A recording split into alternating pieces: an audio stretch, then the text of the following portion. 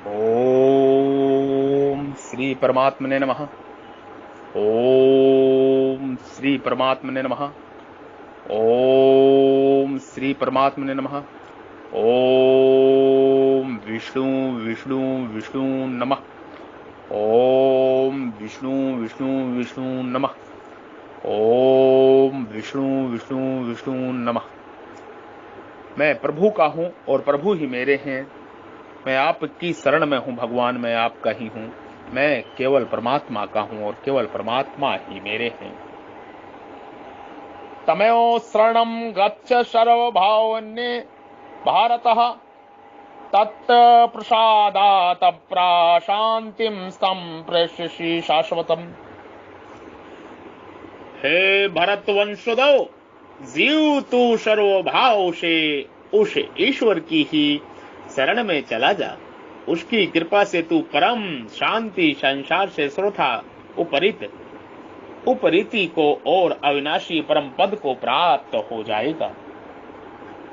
मनुष्य में प्राय यह कमजोरी रहती है कि जब उसके सामने संत महापुरुष विद्यमान रहते हैं तब उसका उन पर श्रद्धा विश्वास एवं महत्व बुद्धि नहीं होती, परंतु जब वे चले जाते हैं तब पीछे वह रोता है, पश्चाताप करता है। ऐसे ही भगवान जीव के रथ के घोड़े हाँकते हैं और उनकी आज्ञा का पालन करते हैं। वे ही भगवान जब जीव से कहते हैं कि शरणागत भक्त मेरी कृपा से शाश्वत परम पद को प्राप्त हो जाता है और तू भी मेरे में चितवाला होकर मेरी कृपा से संपूर्ण विघ्नों को तर जाएगा, तब जीव कुछ बोले ही नहीं। इससे यह संभावना भी हो सकती है कि भगवान के वचनों पर जीव को पूरा विश्वास ना हुआ हो। इसी दृष्टि से प्रभु को यहाँ जीव के लिए अंतर्यामी ईश्वर की शरण में जाने की बात कहनी पड़ी। तमेव शरणं गच्छ, भगवान कहते हैं कि जो सर्वव्यापक ईश्वर सबके हृदय में विराजमान है, जो सर्वव्यापक ईश्वर सबके हृदय रूपी मन मंदिर में विराजमान है और सबका संचालक है, तो उसकी शरण में चला जा। तात्पर्य है कि सांसारिक उत्पत्ति विनाशशील पदार्थ वस्तु व्यक्ति घटना परिस्थिति आदि किसी का किच मात्र भी आश्रय ना लेकर केवल अविनाशी परमात्मा का ही आश्रय ले। जीव से प्रभु स्वयं कह रहे हैं। पूर्व श्लोक में यह कहा गया है कि मनुष्य जब तक शरीर रूपी यंत्रों के साथ में मेरापन संबंध रखता है तब तक ईश्वर अपनी माया से उसको घुमाता रहता है। अब यहाँ एवं पद में उसका निषेध करते हुए भगवान जीव से कहते हैं कि शरीर रूपी यंत्र के साथ किच मात्र भी मैं मेरापन संबंध ना रख कर तू केवल उस ईश्वर की शरण में चला जा। सर्वभाव से शरण में जाने का तात्पर्य यह हुआ कि मन से उसी परमात्मा का चिंतन हो, शरीर की क्रियाओं से उसी का पूजन हो, उसी का प्रेम पूर्वक भजन हो और उसके प्रत्येक विधान में परम प्रसन्नता हो। वह विधान चाहे शरीर इंद्रिया मन आदि के अनुकूल हो चाहे प्रतिकूल हो, उसे भगवान का ही किया हुआ मानकर खूब प्रसन्न हो जाए कि अहो भगवान की मेरे पर कितनी कृपा है कि मेरे से बिना पूछे ही मेरे मन बुद्धि आदि के विपरीत जानते हुए भी केवल मेरे हित की भावना से मेरा परम कल्याण करने के लिए उन्होंने ऐसा विधान किया है। तत् प्रसादत्त परम शांति स्थानम प्रपश्य शाश्वतम। भगवान ने पहले यह कह दिया कि मेरी कृपा से शाश्वत परम पद की प्राप्ति हो जाती है, 56वां श्लोक, और मेरी कृपा से तू संपूर्ण विघ्नों से तर जाएगा, 98वां श्लोक। वही बात यहाँ कहते हैं कि उस अंतर्यामी परमात्मा की कृपा कृपा से तू परम शांति और शाश्वत स्थान पद को प्राप्त कर लेगा। गीता में अविनाशी परम पद को ही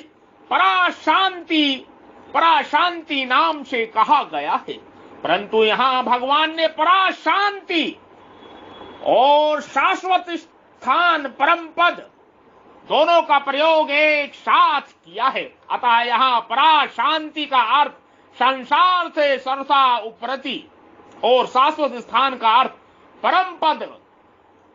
परम पद लेना चाहिए। भगवान ने तमेव शरणम गच्छ पदों से जीव को सर्वव्यापी ईश्वर की शरण में जाने के लिए कहा है। इससे यह शंका हो सकती है कि क्या भगवान श्री कृष्ण ईश्वर नहीं है? क्या भगवान श्री कृष्ण ईश्वर नहीं है? क्योंकि अगर भगवान श्री कृष्ण ईश्वर होते तो जीव को उसी की शरण में जा ऐसा परोक्ष रीति से नहीं कहते। इसका समाधान है कि भगवान ने सर्वव्यापक ईश्वर की शरणागति को यह गुहादग गुहत्रम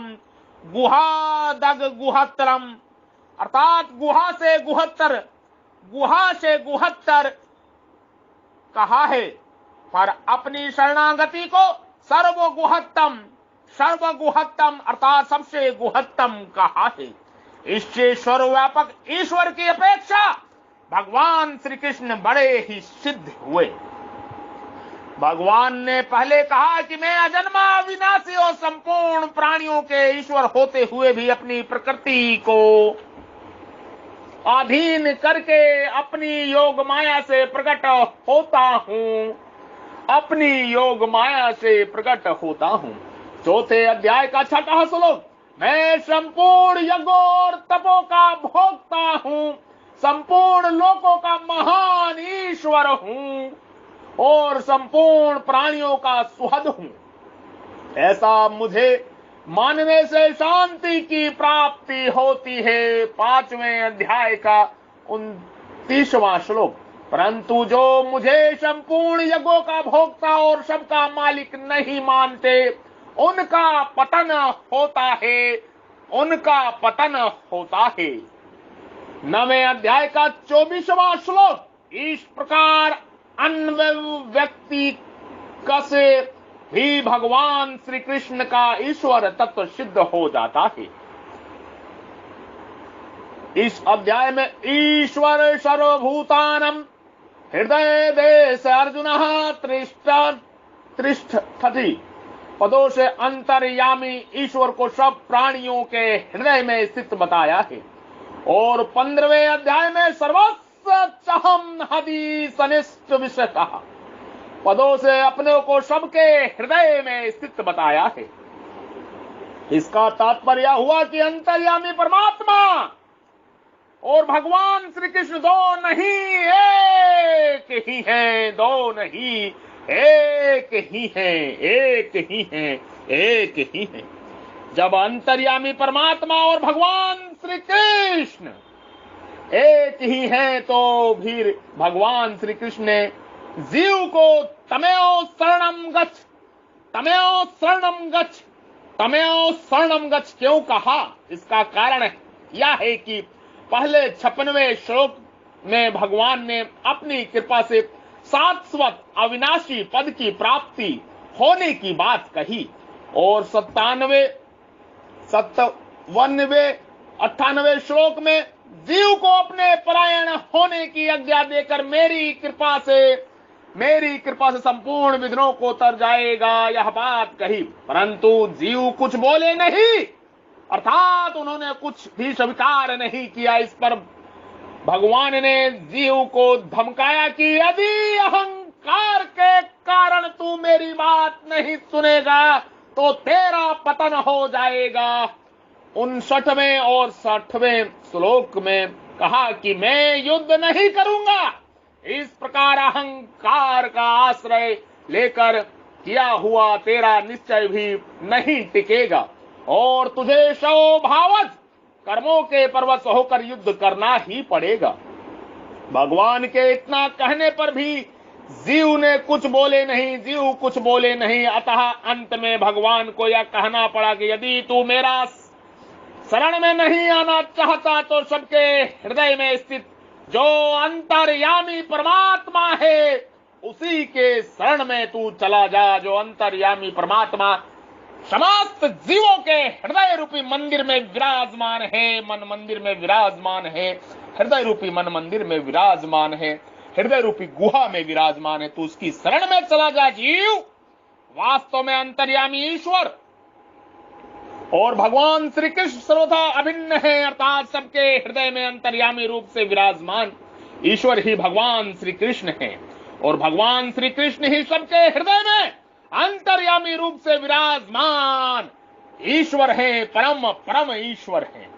जीव ईश्वर का ही अंश है, इसलिए भगवान ईश्वर की ही शरण में जाने के लिए कहते हैं।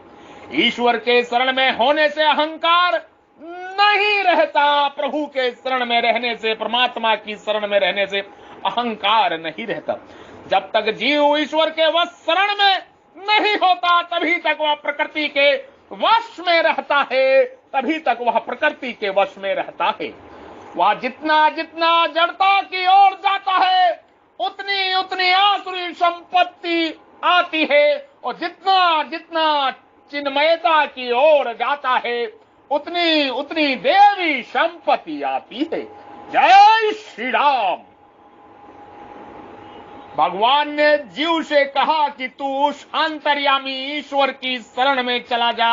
ऐसा कहने पर भी जीव कुछ नहीं बोले, इसलिए भगवान परमात्मा ईश्वर परमेश्वर आगे के श्लोकों में जीव को चेतना के लिए उन्हें स्वतंत्रता प्रदान करते हैं, चेताने के लिए उन्हें स्वतंत्रता प्रदान करते हैं, स्वतंत्रता प्रदान करते हैं।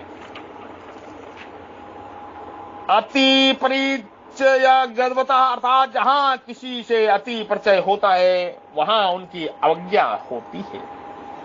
आपके हृदय रूपी मन मंदिर में विराजमान परब्रह्म परमेश्वर ईश्वर भगवान परमात्मा को मैं प्रणाम करता हूं, नमस्कार करता हूं, प्रेम सहित कृतज्ञता के साथ में दोनों हाथ जोड़ के दंडवत प्रणाम करता हूं।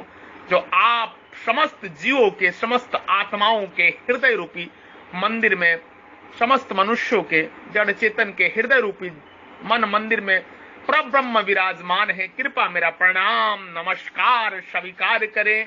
वो ब्रह्म साधु साधु जय हो, नमो नमः, नमो नमः, नमो नमः, नमो नमः। आप सभी का कल्याण हो, आप सभी का मंगल हो, एवमस्तु तथास्तु, ऐसा ही हो, ऐसा ही हो, ऐसा ही हो। आप सभी स्वस्थ व ऊर्जावान रहें, मंगल हो, मंगल हो। जय श्री राम।